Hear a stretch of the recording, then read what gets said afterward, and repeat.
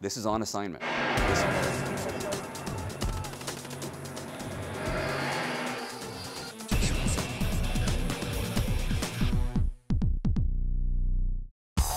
On Assignment, coming to you as always from Voice of America headquarters in Washington. Welcome to the program. I'm Imran Siddiqui. And I'm Alex Villarreal. Coming up, we'll talk with our reporter in Kabul about Afghanistan's changing economy and a continuing threat to journalists there. Iran elects a new president. Could the surprise winner mean change is on the way? Our Los Angeles reporter tells us all about a phenomenon making it cool to be Asian in America. And here in Washington, the National Mall covered in bones will explain. You're going on assignment with the Voice of America right now.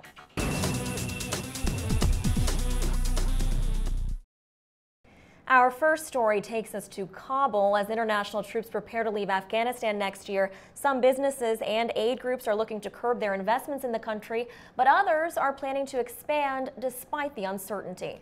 And in another sign of future trouble, we've seen a growing number of attacks on journalists in Afghanistan. On Assignment's Doug Bernard talked about these issues and more with reporter Bethany Mata in Kabul. Here's some of her recent coverage.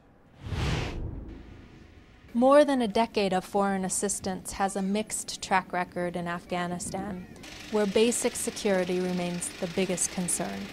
But advertising consultant Mustafa Mirza says there is a rich and growing market for some consumer goods that did not even exist several years ago. I don't think that anything will happen in the private sector. If you go out, in Kabul, you've got superstores like Finest and Spinneys, like you can get cat food, for example.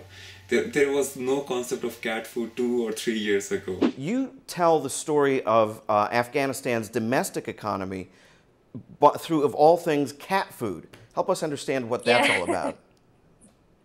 Yeah, well, it was an interesting point that I've seen as well, is that in the past 10 years, many things have changed here. I mean, the economy has been fueled by aid, and obviously that's not sustainable. So that's one thing that we're definitely seeing. But I think domestically, there are things happening. I mean, people are still investing. Despite worries about the security situation and the capability of the government, many businesses are planning to expand, such as Coca-Cola. The company wants to invest millions more to increase capacity, but land is a problem. The factory and parking lot are already used for storage. And not only do you see like one type of energy drink, you see like 10 times more than what you would see in the West. So they've taken on many new things, and a lot of those things won't go away. The country now boasts 75 TV channels, 175 radio stations, and hundreds of newspapers and magazines. Yet behind the headlines lies another story. Since January, there have been 36 cases of violence against journalists, a 40% increase over last year. In general, the country is becoming more violent. So obviously, if you have more attacks, journalists are usually caught in the middle of these attacks. And typically, the attacks right now are targeted at government institutions. One example is NDS, which is basically the CIA. Here, it's the spy agency, the main spy agency. And so, I mean, yeah, when you have attacks there, it's very chaotic, when there is an attack and at any scene. But typically all the journalists rush to the NDS facilities, and people have been killed. Obviously, their colleagues have been killed, and it's chaos. And the other bit is that the international community has really not said anything, which is quite shocking. But it's put the idea out there, I think, that it's okay that you abuse journalists and you beat them, and the government's not stopping it as quickly as they should. In an already tense reporting environment, and with presidential elections less than a year away, media rights groups fear the number of violent acts against journalists will only increase. I'm curious, Bethany, how often do you yourself feel to be at threat? I do feel like things are getting worse here. You can just feel it out on the street. You know, if you pay close enough attention, there are a lot of tensions, especially after an attack. So yeah, I do feel that it is getting worse for everybody, not just me, for Afghans, for everybody. All right, Bethany, stay safe out there. And one bit of positive news, Afghan forces recently took over complete security responsibility from the International Military Coalition. And that was something that President Karzai called a major milestone of the now 12-year war. We're taking a break now. Coming up, Iran elects a new president, and he's no Mahmoud Ahmadinejad. You're watching On Assignment.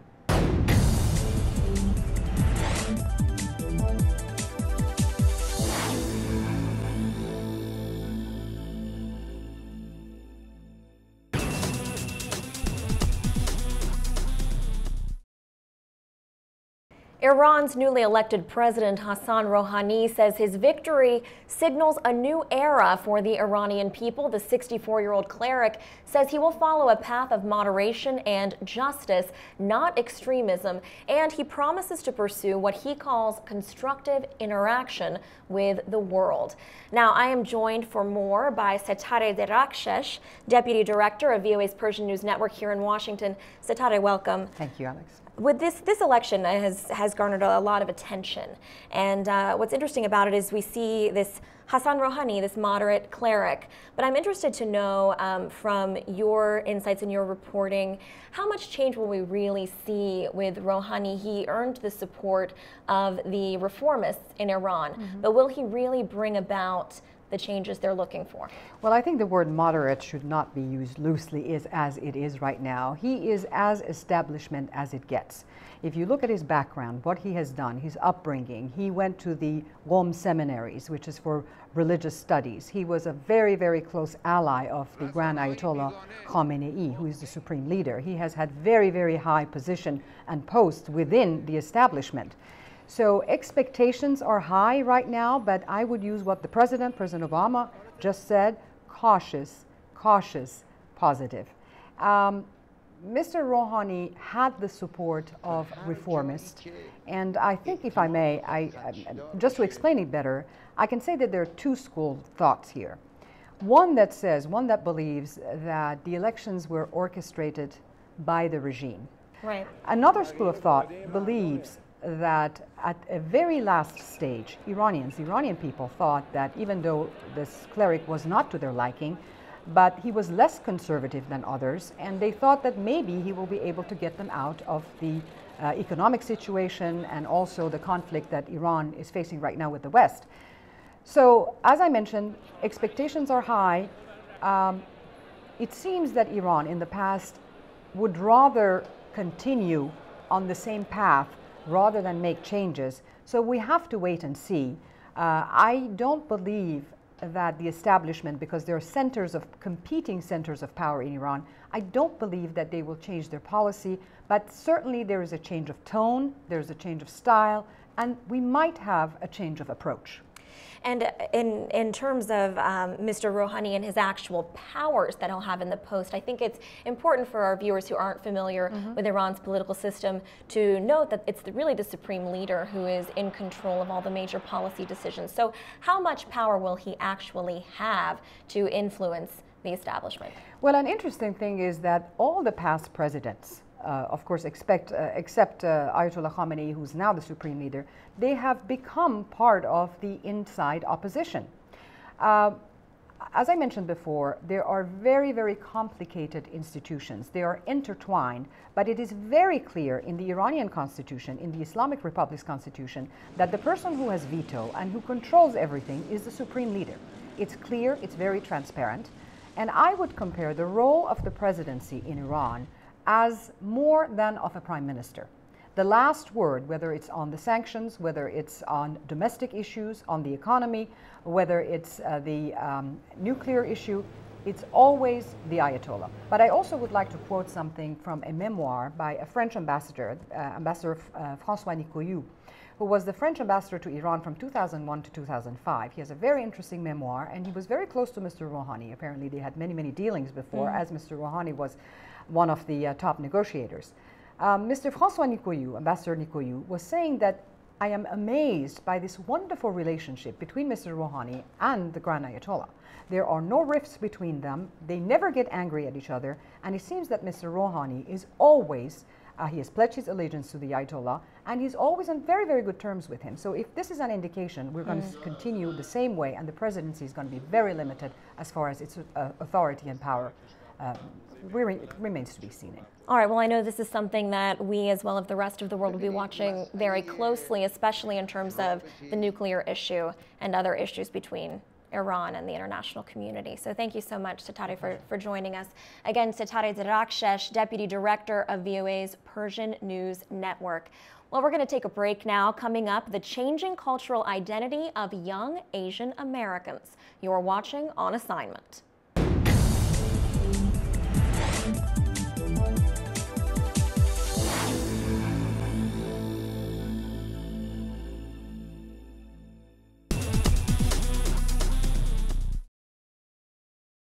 Here in Washington recently, an unusual sight. 1 million replicas of human bones were laid out on the National Mall in front of the U.S. Capitol. The display was huge, and it marked an international effort to call attention to genocide worldwide. The 1 Million Bones Project has been called a visual petition against atrocities. VOA's Julie Tabo was at the event and talked about its symbolism with Rebecca Ward. Be forewarned, this segment contains some disturbing images.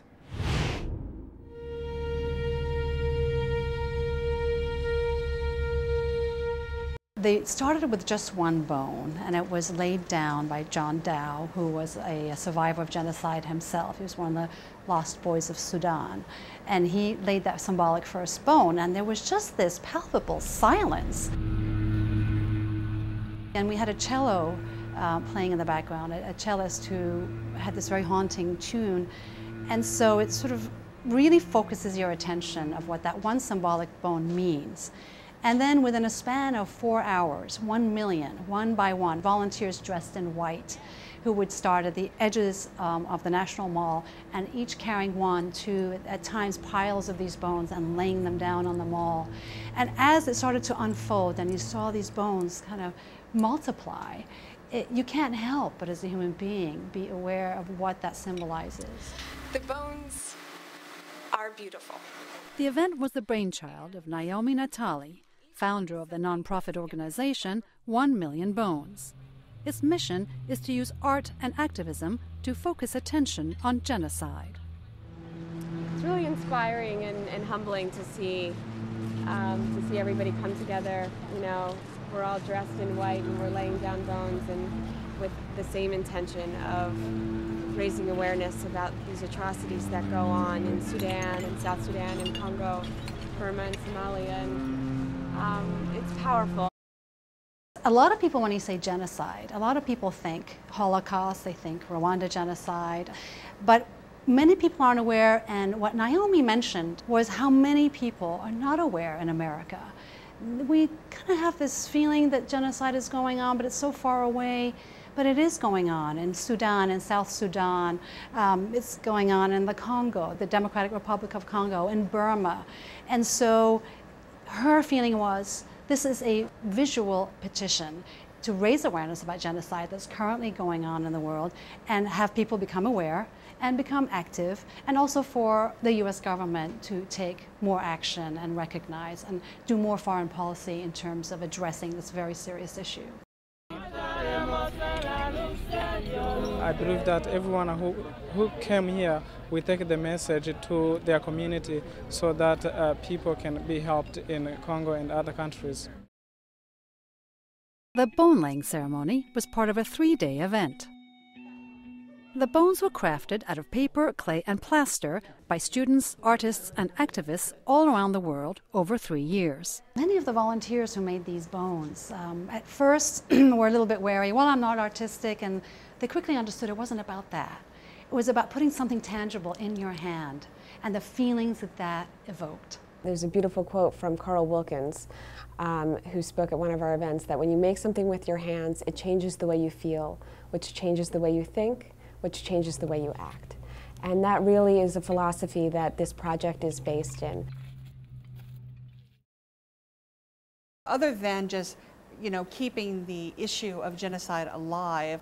What does the exhibit or what does the artist hope to accomplish by putting such a massive exhibit together? Well, this was a 3-year project, 3 years in the making, 125,000 participants all over the world, 30 countries, all of the United States, and now that it's gotten attention, she hopes that this will end up in a permanent display so that people can honor genocide victims and bring together the community to address genocide that's ongoing.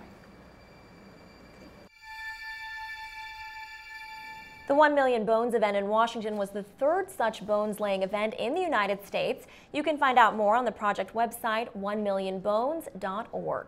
Well, moving on, in Los Angeles, California, the entertainment capital of the world, young Asian Americans say they are experiencing a new and growing sense of cultural identity, finding that it is hip to be Asian in the United States. You got that right. Some of that, you're one of those hip Asians, aren't you? Thank you so much. Well, some of that Asian identity is being shared across a cafe table with a drink called Boba. On assignment's Philip Alexio talked with reporter Elizabeth Lee about the trend. First, a little of her report. That would be all for you guys? On any evening, after 9 o'clock, college students and professionals pack the factory tea bar. But this bar serves no alcohol. There is only sweetened tea, often served with ice, milk, and an import from Taiwan, large chewy tapioca pearls called Boba. They originally started as a street food or a street drink, kind of a dessert drink, but it's evolved since then, turning into cafes and lounges as we see here in Southern California. Well, when did these bars serving boba drinks really begin to crop up around the country? Has it been something that's been sort of gradual, or recently has it begun to explode around the Asian American community? Well, boba drinks have been around for at least a decade in Southern California, but they were more in the form of a takeout drink. You just go order your drink and take it home with you. But the idea of lounges where people can go is relatively new in the last few years, and that's what the owner of the boba bar that I featured in this story told me about a year and a half, 2 years ago. He looked around and he saw that the drink was around, but there was no loungy type of place, at least in his neighborhood, and so he decided to open one, and it's been very successful. Boba culture in Southern California has been embraced by people who came from across Asia, including Indonesian-American Lina Yauri, who socializes at boba cafes. We like relaxing, we like chatting, and then we like to enjoying the drink. It's sort of created what I guess you're calling this boba generation. What exactly is that? Yeah, it's young Asian Americans. They all speak English. They may or may not speak the native tongue in which they or their parents or grandparents spoke. But even though they identify with the country, their country of origin or where their ancestors came from, they would first identify themselves as Asian American before they would call themselves Chinese American, Thai American, or Korean American. Tiffany Porter is a U.S.-born Chinese American. The boba place is unique to Asian people, and so if you want that Asian comfort, you come to a boba place, and so that you can feel at home with a lot of other Asian people. Tiffany Porter is part of what sociologist Oliver Wang calls the boba generation. I think the boba generation, if you will, can span everything from today's teenagers up through people probably of my generation. I'm in my early 40s now, and so it covers a good 20 years or so. Wang says in the last 20 to 30 years, what it means to be Asian in Southern California has changed. He says when he was growing up, Asian Americans felt invisible. We performed well academically, but we weren't necessarily at the top of the kind of internal cultural hierarchy that existed within schools or within a community. And I think that's been a huge shift in this area in the last 20 to 30 years. Now it's very different. They're seeing more Asian Americans in the media, whether it's news reporters or people in the movies and TV shows. They're also seeing, because of satellite, Asian American, Chinese and Korean soap operas and television shows. So they're seeing how other Asian Americans portray themselves, and YouTube being another media outlet. And so they feel empowered. There's a sense of Asian pride or a cool factor to be Asian here in Southern California that wasn't around 20, 30 years ago. And this pride that they are feeling as if they aren't a minority, if you will, is this something that you really kind of only see in certain cities in the country? It's not really a label you would pin on Asian Americans all around the country, is that right? That's correct, because first of all, there are more Asian Americans in these larger cities than in some other parts of the country, and of course in California there are more Asian Americans here. So the experience here is unique in many ways, but it's slowly spreading because Asians are the fastest growing immigrant group here in the U.S. So it is slowly spreading, but in certain parts of the country where there is still a small minority of Asians, it's still going to take some time before they experience what the Asian Americans are experiencing here in Southern California. Boba, boba, boba, drinking on boba. Well, speaking of different cultures, across the U.S., in New York City, home to more than 8 million people, you can find nearly every kind of food, music, art, and ethnicity, and all kinds of languages. Yeah, experts actually say the Big Apple may be the most linguistically diverse city in the world, with as many as 800 spoken languages. VOA's Ramon Taylor took to the streets to investigate. Take a look. With hundreds of languages and dialects spoken from around the world, few cities are as diverse as New York. New York is the capital of the world. We live together in peace. Ernesto Arias from Bolivia says this is all possible without loss of tradition or the mother language. He speaks in his native Spanish. There are people from every background, so you'll hear a variety of languages and dialects. For example, in my country, they speak Amharic and Quechua. Of course, here we are starting to lose that, but we are making an effort to maintain our community in some form so that we don't lose it. According to the 2010 census, 51% of New Yorkers speak only English. The remaining 49%, according to experts, speak hundreds of other languages. For many local residents, it probably comes as no surprise that the second most spoken language in New York is Spanish, representing 25% of the population. It's a very cosmopolitan city where you see people from around the world and listen to every language possible in the elevators, on the street, doing business. I don't know about 800 languages, but they all sound very different. Historically, the Big Apple has been known for welcoming immigrants, earning it the unofficial title of Capital of the World. Every place is represented here. At least from Latin America, there are so many. As we say in English, we're watching The Voice of America. In Hungarian, Russian, French, Hindi, Arabic, Vietnamese, and Spanish. I'm Ramon Taylor for VOA News. Well, at the Voice of America, we also have been known to speak a few, actually more than 40 languages, and that includes Spanish, which, Imran, is my father's native tongue. It's a beautiful language. My first language is Urdu. But how do you say thank you for watching and we'll catch you next time in Spanish? Okay, in Spanish, that would be Gracias por ver nuestro programa on assignment. Nos vemos la próxima vez. And what about in Urdu? In Urdu is आपका बहुत-बहुत शुक्रिया आपने programme देखा. हम आपसे अगले हफ्ते मुलाकात करेंगे. Nice, I like the sound of that. Well, now es hora de que Imran tome una siesta por haber trabajado tanto hoy. Okay, I have no idea what you just said, but I did hear my name, and I think you're saying that I'm really a cool guy. Yeah, essentially, in a nutshell. And you're saying that we'll catch you again next week. Absolutely, and that we will. So don't forget to check us out in the meantime on Facebook at VOA On Assignment and like our page. We'll see you next time.